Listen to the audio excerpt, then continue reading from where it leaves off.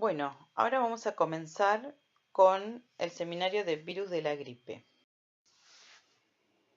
El virus de influenza pertenece a la familia Orthomyxoviridae.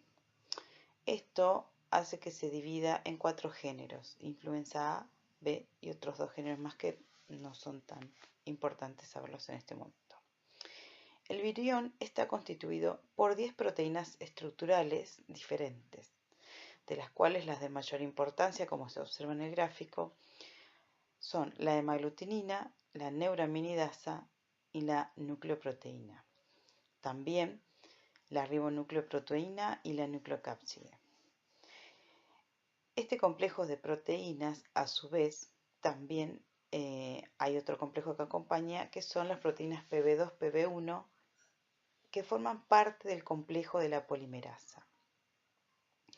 Existen además 2 proteínas que no son estructurales. De ellas, la NS1 solo se detecta en células infectadas. Sin embargo, la NS2 se ha identificado recientemente asociada a M1. Cuando hablamos de el virus de influenza, están descritos 15 subtipos de proteínas de hemaglutinina y neuraminidasa. La proteína hemaglutinina es el principal antígeno del virus, con el cual va a ir dirigida la respuesta inmune neutralizante. Esto me va a dar como resultado anticuerpos protectores.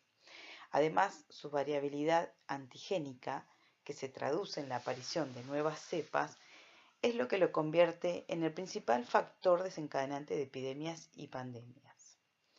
La neuraminidasa es importante como antígeno también, aunque los anticuerpos antineuraminidasa no son neutralizantes salvo en altas concentraciones. Sin embargo, reducen tanto el título de virus como las lesiones en pulmón. Su variabilidad genética es alta y una de las características de este virus es su genoma de tipo ARN. Esto le confiere una variabilidad genética y antigénica, lo que me va a dar como resultado una infección que generalmente sabemos, ya por experiencia en el 2009, produce brotes epidémicos y en ese caso fue pandémico.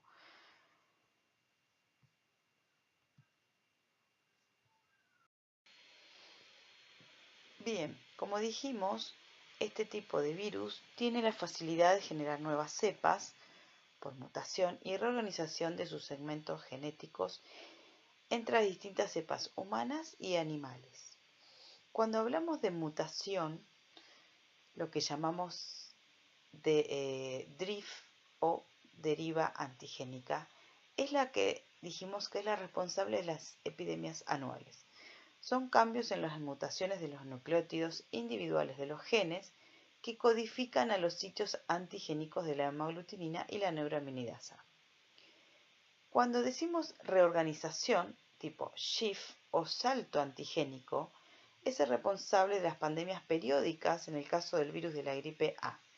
La hemaglutinina se da cuando 2 virus de influenza diferentes infectan una misma célula, debido a que el genoma es segmentado y habiendo 2 cepas virales en el proceso dentro de una misma célula.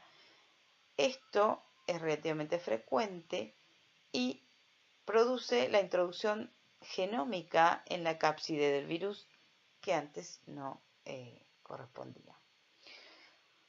Por lo tanto, este tipo de proteínas de superficie, como hablamos la hemaglutinina en el neuraminidasa, le confiere una clasificación. Por ejemplo, H1N1, H3N2, H5N1 y así sucesivamente. Una de sus características más importantes es que son pleomorfos, son esféricos.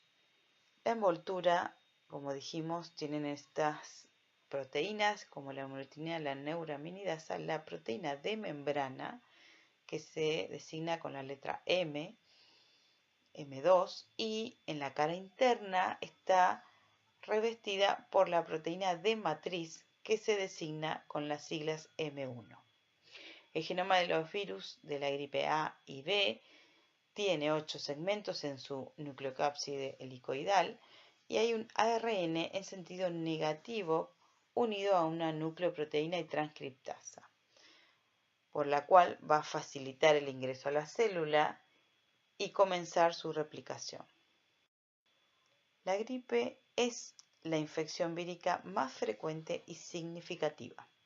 Si hablamos un poquito de historia, uno de los momentos más relevantes se produjeron en el 1918, donde existió la gripe llamada española, que causó aproximadamente más de 10 millones de muertes en todo el mundo, y se estima que este número podía ser incluso mayor.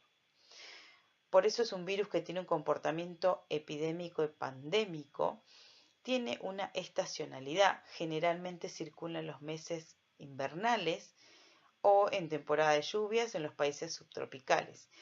En Argentina sabemos que existe un sistema de vigilancia epidemiológica a través del cual se encarga de hacer la vigilancia de todos los rescates virológicos, haciendo su tipificación y su documentación.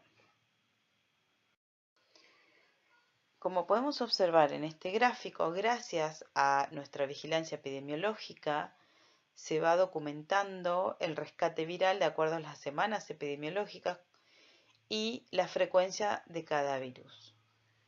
Esto, como dije, es a través del Sistema de Vigilancia Nacional, el SISA, y es lo que llamamos un corredor endémico a través de cada semana epidemiológica. La curva de distintos colores me habla de las distintas frecuencias. Fíjense que en los meses invernales es donde hay mayor número de casos y es lo que llamamos un brote. Cuando hablamos de las vías de transmisión, como sabemos, es un virus que se adquiere a través de la vía respiratoria, sobre todo a través de las gotitas que liberamos al hablar. Y es importante que el mayor contagio se produce cuando estamos a una distancia de aproximadamente 1 metro. Estas partículas, si bien no quedan suspendidas en el aire, nosotros inhalamos por nuestra vía aérea y rápidamente van al tejido respiratorio. Otra de las formas que también podemos adquirir el virus es por contacto con estas determinadas gotas que contienen el virus, que a través de tocar distintas superficies sin higienizarnos las manos y tener contacto con nuestra vía aérea, al tocarnos la cara o los ojos, podemos adquirir y comenzar nuestro cuadro infeccioso. Una vez que el virus ingresa a través de nuestra vía aérea, va a penetrar en nuestra barrera de defensa. Recuerden que en las primeras clases hablamos de la inmunidad innata, donde todo el tejido respiratorio estaba revestido por una capa de mucina que actúa como como una primera etapa de defensa. Nuestra célula epitelial de nuestro tracto respiratorio es su principal blanco, por lo cual se va a unir a esta superficie a través del antígeno viral y de la galactosa del ácido siálico de nuestra célula hospedadora.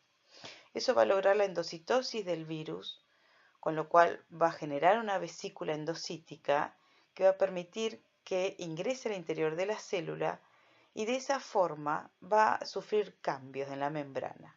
En este cambio hablamos de las proteínas de tipo M1, M2, previamente. Va a desprender el genoma viral de tipo ARN al citoplasma y este mismo, a través de un mecanismo dependiente de ATP, va a transportarse al núcleo. Una vez dentro del núcleo, se va a producir la transcripción y la traducción por las enzimas y ribosomas de nuestra célula y eso va a dar como resultado nuevas partículas virales. De esa forma se va a replicar dentro de su célula de su huésped. Por eso, cuando hablamos de qué tipo de protección poseemos para defendernos El primer contacto dijimos que es la barrera o sea, la inmunidad innata, esta capa mucociliar que reviste todo el endotelio respiratorio. Después tenemos el pH del estómago, enzimas como la colagenasa, la hialuronidasa y la tripsina. Toda esta activación de células de la inmunidad innata en el pulmón van a ser activadas por moléculas virales que van a ser detectadas a través de los receptores de tipo TOL número 8 que van a estar presentes dentro de la célula. Esto va a lograr una atracción de células de la inmunidad, como por ejemplo los macrófagos y las células dendríticas, y van a dar como resultado productos derivados del oxígeno como el anión superóxido, peróxido de hidrógeno, radicales de hidroxi, óxido nítrico y demás. Luego de comenzar esta primera etapa de una activación de la inmunidad innata, va a dar como resultado una tormenta de citoquinas. Esto me va a permitir la liberación de interleuquinas tipo 1, factor de necrosis tumoral, interleuquina tipo 6, 8 y de interferón, por lo cual esta liberación por parte de las células del huésped va a atraer a los linfocitos y a los leucocitos. Este tipo de células también me va a lograr la liberación de prostaglandinas, en especial el tipo 2, y las partículas virales de hemaglutinina y neuraminidasa van a actuar como pirógenos. Por lo tanto, me va a empezar a elevar la temperatura y esta liberación de las citoquinas proinflamatorias va a llevar a una hiperactividad del sistema bronquial y obstrucción de la vía aérea, por lo cual vamos a empezar con dificultad respiratoria y aumento de secreciones. Este tipo de hiperactividad y de tormenta citoquínica me lleva a un infiltrado leucocitario y de células y a su vez este tipo de replicación viral dentro de la célula va a destruirlas. Por lo tanto, va a prolongarse todo este proceso inflamatorio y la tormenta de citoquinas. Cuando tenemos que describir lo que llamamos inmunidad adaptativa, es la respuesta inmune que está mediada por anticuerpos. Los anticuerpos anti-hemaglutinina tienen la función de neutralizar el virus, impidiendo la unión de la hemaglutinina con el ácido ciálico, evitando así el ingreso a la célula del endotelio respiratorio o bronquial. Además, estos anticuerpos neutralizantes dejan marcado al virus para un proceso de opsonización. Este tipo de anticuerpos antineuraminidasa reduce la eficiencia de liberación del virus de las células infectadas, ya que el papel de la neuraminidasa es la liberación de las partículas virales del ácido ciálico. Cuando decimos una respuesta inmune celular como parte de inmunidad adaptativa, está mediada, por supuesto, por las células T, los cuales han sido clasificados en dos grupos, de tipo CD8 o linfocitos citotóxicos o CD4 que son los cooperadores. Estos se diferencian en TH1 y TH2 y de acuerdo a las citoquinas que lo activen van a liberar citoquinas inflamatorias. Para que mi linfocito T se active, sabemos que tiene que producirse lo que llamamos presentación antigénica, preferentemente a través de las células dendríticas o los macrófagos, que necesitan de las moléculas del complejo mayor de histocompatibilidad, para las cuales van a exponer en su superficie fragmentos o el epítope antigénico hacia el linfocito T específico para de esta forma activarlo. Una vez que se produce esta presentación antigénica, va a activar, proliferar y van a migrar hacia los ganglios linfáticos de los pulmones para poder destruir a las células infectadas. Y a su vez poder diferenciarse en lo que llamamos células de memoria, que me van a ser muy útil en un segundo contacto con el mismo tipo antigénico, acelerando la respuesta de los anticuerpos.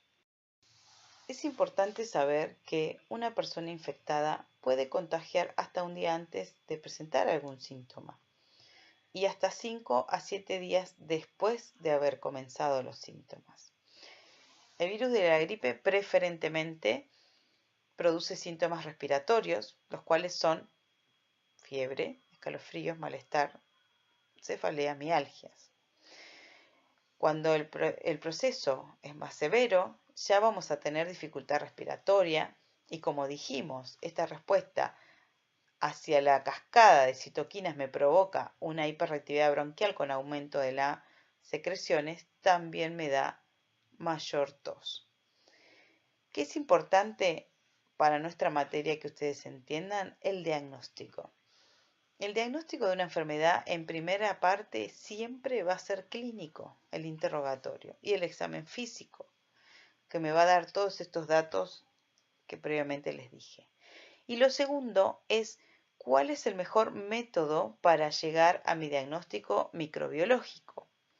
Recuerden que en el caso de virus de gripe, los métodos de mayor porcentaje de gol estándar es el cultivo.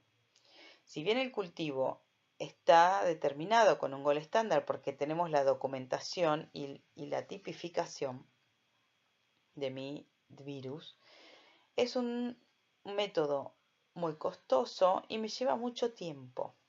En muy pocos lugares se realiza, no es accesible y es muy difícil utilizarlo cotidianamente como método diagnóstico. Hay de dos tipos, el cultivo tipo clásico y un cultivo un poco más rápido, pero de todas maneras tiene las mismas características. Sin embargo, lo más accesible y útil y rápido, que también tiene buenos resultados, es la detección del antígeno por inmunofluorescencia o a través de el método directo de tipo real-time o PCR. Esos son los más utilizados, donde tenemos una documentación clara y precisa de qué tipo de virus es y me permite hacer el diagnóstico rápidamente. Cuando hablamos del valor predictivo en adultos mayores, en mayores de 60 años ambulatorio tenemos un 30%. Sobre todo, fíjense qué bajo que es cuando no tengo síntomas ni síntomas. Por eso es importante utilizar este tipo de métodos diagnósticos cuando se presentan los síntomas. Si nosotros nos fijamos en personas mayores de 65 años que tienen síntomas y que le hago el estudio, por ejemplo, una detección ya sea por PCR, el valor de 50 puede llegar inclusive hasta los 90. Por lo cual es muy importante el interrogatorio y detectar la persona sintomática.